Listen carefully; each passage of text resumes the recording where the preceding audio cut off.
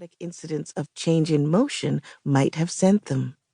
They bend courses because practice makes different. Any of the stories can therefore become a model for others.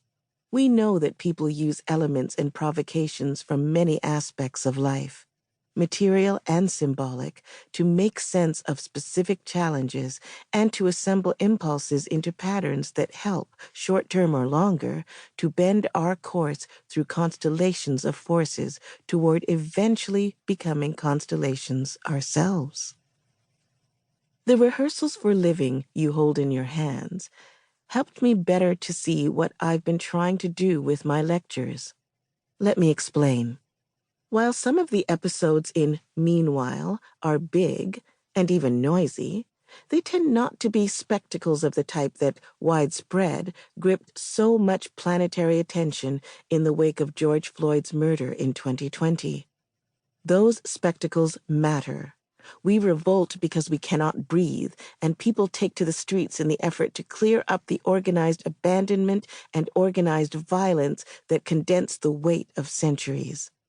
All true.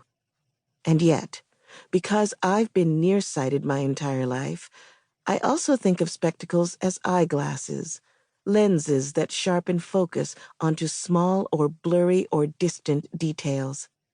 In combination, these two kinds of spectacles support practical remedy as instruments that help with vision, with the ability to see things we would miss without them.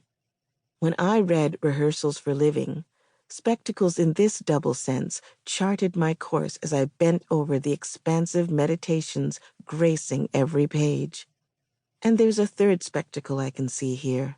A constantly unfolding drama whose lines and characters and spaces remain thrillingly unfixed, underlying life in rehearsal. Robyn Maynard and Leanne Betasamosake Simpson embody and express how practice makes different. Nobody has to become them as we become us. This necessary book is a model. Through the shared process of two brilliant thinkers, it gifts us clarity to see rehearsals otherwise and elsewhere. Lisbon, November 15th, 2021. Part 1. On Letter Writing, Commune, and the End of This World. Dear Leanne, about 5 years ago now, I sat down with a copy of your book, as we have always done. I'd planned to flip through the first few pages over my morning coffee. In the end, though, I stayed put, reading almost the whole text in one go, and was suddenly overcome with a strong feeling that I wanted to know you. Your words beckoned me to join you in what you called constellations of co-resistance.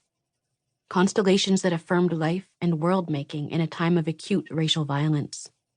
We spoke on the phone shortly after. I remember that I was in a Subway restaurant in downtown Montreal, squatting the free Wi-Fi to do a final fact-check of some op-ed I'd written. I could barely make out your voice over the very loud and very bad music. I don't recall the details of what we talked about, but I know that I have wanted to chart old and new constellations with you ever since. I've been meaning to write you for a long time, and yet it's hard to know where to begin. So I guess I will start where I'm at. I can't stop doom-scrolling the multiple crises of our time.